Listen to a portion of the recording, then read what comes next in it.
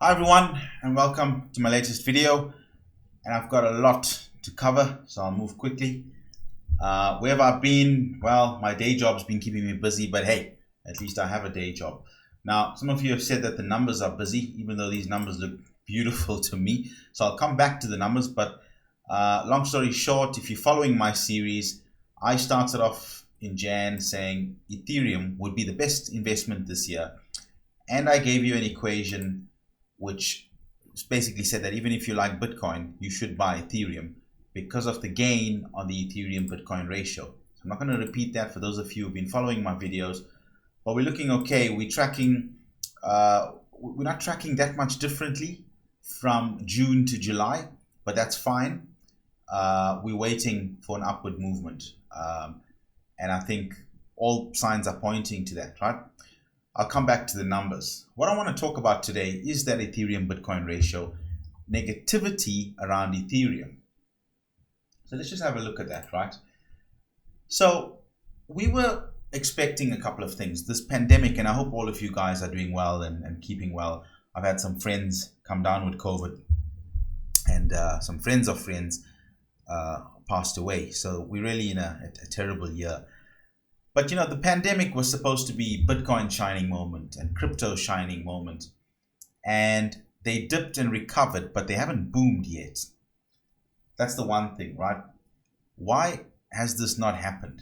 So let's explore that quickly. So here is an article talking about why the stock market is so strong. And the fact is that the money has gone into the stock market. The stock market hasn't really crashed yet. Everybody's saying this. And you can see that the stock market as a whole hasn't crashed, but various sectors are actually doing pretty bad. Don't have to talk about tourism and airlines. That's a disaster. We know that. The tech sector is actually propping everything up. And as long as investors feel they can get these big returns, the money still seems to be going in there. This means money that isn't going into crypto or things like gold and silver. The gold and silver guys, though, are getting really bullish at the moment, right? But I mean, look at this, and you've heard this a million times. If you've got any interest in crypto or economics, you've probably heard this over the last few months.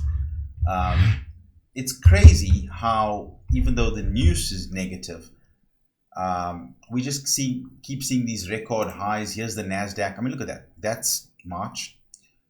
And we thought it'll stabilize or even go even lower, and it's people have been making record highs on tech stocks especially. Okay, and is that a bubble?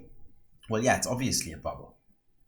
This is going to come crashing down, and when that happens, we're going to have the real effect of 2020. Coming back to the topic, this is why you're seeing this, in my opinion, right?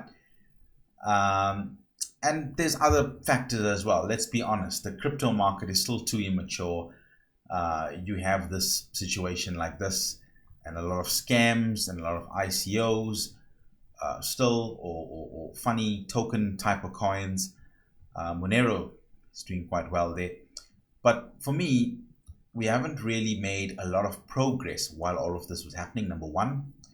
Number two, all the scams, people, I mean, I can't tell you how many people I've seen still get scammed by crypto. There was one in my country the other day where a guy was running this Bitcoin scam. People weren't buying Bitcoin. They were giving this guy money thinking they were buying Bitcoin.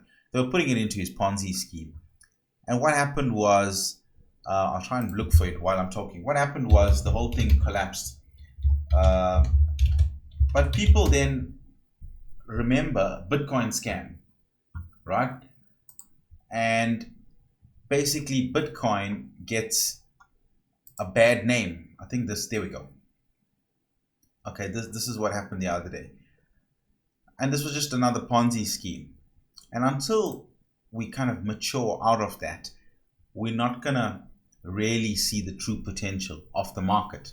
Okay, so let me move on. Then the other thing was the halvening. So people were like, okay, but it's been a while now. Why hasn't Bitcoin gone up after the halvening? Well, you shouldn't get too excited, because if you look at the last one, remember from there to about here, we had some gentle growth, and then we had steep growth. But that's a year from there to there. That is about a year. If you look at this, chart coming somewhere in the middle there, right?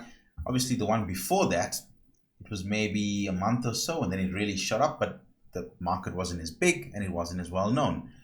In fact, if you look at the 4-year Bitcoin cycles out there, there's a lot of YouTubers that talk about it.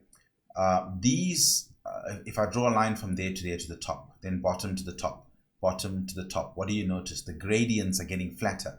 This could be the flattest gradient, even more flatter than this cycle number 3. So it means that the pace of acceleration could slow, could take 5 years to get to the top. We're in for a long ride here. If you've got weak hands, you're done for. I'm sorry. But, reach that line. What is that line? Trace it back there. That's $100,000. So I still believe that's in play. And I still believe the Ethereum Bitcoin ratio is severely undervalued, right? But why is there negativity around Ethereum at the moment? Well, the problem is people look at things like this. People look at Chainlink and say, this thing's built on top of Ethereum, and look how well this thing's doing. Now, I don't know if this thing is a scam. I don't think so. It's an oracle, they call it. It has to do with interoperability between blockchains. And it's a great use case. This is the type of thing we want to see. And maybe people are now starting to see the use case. Some people are attacking Ethereum and saying, oh, look, this is built on top of it, and it's accelerating faster than Ethereum. But it's not worth more than Ethereum, firstly. Secondly, I believe that this is good for Ethereum because of the network effect. Everything that is valuable on top of a network, the network, that's what Ethereum is, will reflect the value of all the good use cases on top of it, built on top of it, ultimately. So that's great. I think the real reason this thing is a bit stagnant is because of this. Okay, so Ethereum 2.0 has been delayed again. Obviously, they were saying July. We're halfway through July. Vitalik is saying, listen, we got to get this out in November. And the really interesting thing is we had this Ask Me Anything from an Ethereum developer, Justin Drake. Okay. And he is saying essentially, look, realistically, I think the Genesis date, he was very specific. He said the 3rd of January, 2021, the 12th anniversary of Bitcoin. Okay, so that's why he was specific. Now, firstly, I don't really care, right? Because I'll tell you why. Think about it. Here's my argument. If you've got a great idea for a dApp, you should be building it on Ethereum 1 and testing it. And, if the thing is successful and then consumers and businesses and society start using it, and then your problem is it's not scaling, well, then you're in a good space because then the scaling is going to be sorted out when 2.0 comes out, right? On the enterprise side, there's a tremendous amount of stuff that's going on, right? We had consensus, in May, and there's another event coming up that I registered for the other day. I'll put it in the links. And I just see the development momentum just picking up pace. People are talking about learning Solidity and Viper. Developers that do enterprise software want to learn how to write smart contracts. There's just too much happening on that development side. So for me, a 6-month delay now, I know it's been delayed a long time. They are saying they're delaying it for the right reasons, right? Here's the comments that the developer made. Below are some of the things I want to see before Genesis. A testnet with 3+ clients running smoothly for 2 to 3 months. An incentivized attack net for 2 to 3 months. A bug bounty program. All the big tech companies have these bug bounties. You will have heard of Google's bug bounties. Serious differential fuzzing. I'm not sure what that means. If you do, let me know. Maybe it's here. Okay, there's a link. When in doubt, click the link. Okay, it doesn't tell me what it is. But anyway, so I mean, this is not small stuff. They're really making this a proper platform, right? And as I said, if you've got an idea for a fantastic smart contract, it's going to be like the killer dApp. You're going to build it on Ethereum 1.0. And that's what EY and people are doing. You've heard of the work that they've done with Microsoft. Now, all that means to me is that the expected growth in price, there's going to be negative sentiment from people who are just Wall Street guys, who are just investors and traders. They don't understand all of this development stuff. They're just going to be negative until 2.0 launches. Hey, for me, it means longer opportunity for you to accumulate at this type of price range. You're not going to get it at this type of price range again, right? And if you follow my strategy, which I'll get to in a minute, if you haven't been following my videos, it means you can split your risk between Ethereum and Bitcoin and ride this ratio.